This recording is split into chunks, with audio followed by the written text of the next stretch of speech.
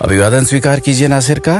दोस्तों, आज मैं एक ऐसे विषय को लेकर के आया हूं कि जो लगभग सभी लोगों के साथ ये चीज हुई होगी। आप घूमने जाते ही हैं और होटल में आप रुकते भी हैं। अक्सर आजकल जितने भी होटल्स होते हैं वहां पे कॉम्प्लीमेंट्री ब्रेकफास्ट रहता ही है। ऐसी ही एक घटना है। मैं पत्नी के साथ होटल में रुका हुआ था। सुबह 10 बजे मैं नाश्ता करने गया, क्योंकि नाश्ते का समय 10:30 तक होता है। इसलिए होटल वालों ने बताया कि जिसे भी जो कुछ लेना है वो 10:30 बजे तक ले ले, उसके बाद बुफे को बंद कर दिया जाएगा। कोई भी आदमी नाश्ते में क्या और कितना खा सकता है, पर क्योंकि नाश्ताबंदी का फरमान आ चुका था, इसलिए मैंने देखा कि लोग फटाफट अपनी कुर्सी से उठे।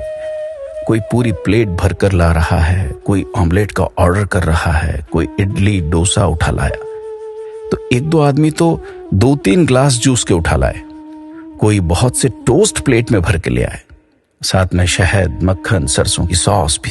मैं चुपचाप अपनी जगह पर बैठकर ये सब देखता रहा। 1-2 माएं अपने बच्चों के मुंह में खाना ठूंस रही थीं, कह रही थीं कि फटाफट खा लो, अब ये रेस्तरां बंद हो जाएगा। जो लोग होटल में ठहरते हैं आमतौर पर उनके लिए नाश्ता मुफ्त होता है, मतलब होटल के किराए में सुबह का नाश्ता शामिल होता है।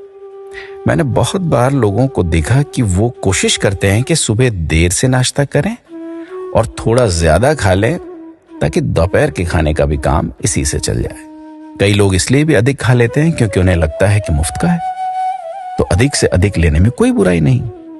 कई लोग तो जानते हैं कि वो इतना नहीं खा सकते, लेकिन वो सिर्फ इसलिए जुटा लेते हैं कि कहीं कम ना पड़ जाए। दरअसल हर शख्स अपनी खुराक पहचानता है। वो जानता है कि वो इतना ही खा सकता है, पर वो लालच में फंसकर जरूरत से अधिक जुटा लेता है। मैं चुपचाप अपनी कुर्सी से सब देख रहा था। 10:30 बज गए। वो रेस्तरां बंद हो चुका था। लोग बैठे थे। टेबल पर खूब सारी चीजें उन्होंने जमा कर ली थी, पर अब उनसे खाया नहीं जा रहा था। कोई भला 2-3 ग्लास जूस कैसे पी सकता है, ऊपर से 4 ऑमलेट, बहुत सारे टोस्ट। कई बच्चे माँ से झगड़ रहे थे कि उन्हें अब नहीं खाना। माएं भी खाकर और खिलाकर थक चुकी थी, और अंत में एक एक कर सभी लोग अपने टेबल पर नाश्ता छोड़कर धीरे धीरे निकलते चले गए। मतलब इतना सारा जूस, फल, अंडे, ब्रेड, सब बेकार। दोस्तों, यही जिंदगी है। हम सब अपनी भूख से अधिक जुटाने में लगे हैं। हम सभी जानते हैं कि अब इसका इस्तेमाल नहीं कर पाएंगे। हम जानते हैं कि हमारे बच्चे भी इसे भोग नहीं पाएंगे, पर हम अपनी अपनी टेबल पर जरूरत से अधिक जुटाते हैं। और जब हम जुटाते हैं, हम इतने अज्ञानी नहीं होते कि हम नहीं जानते कि हम इन्हें पूरी तरह नहीं खा पाएंगे। हम जानते हैं कि हम इन्हें छोड़कर दबे पांव शर्माते हुए रेस्तरां से बाहर निकल जाएंगे, सब कुछ टेबल पर छोड़कर। उतना ही जमा कीजिए जितने की आपको सचमुच जरूरत है। ये दुनिया एक रेस्तरां है। कोई इस रेस्तरां में सदा के लिए नहीं बैठ सकता।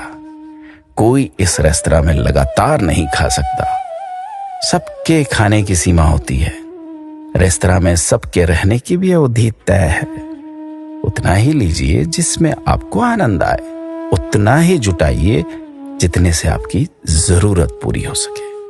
बाकी सब यहीं छूट जाता है, चाहे नाश्ता हो या कुछ और।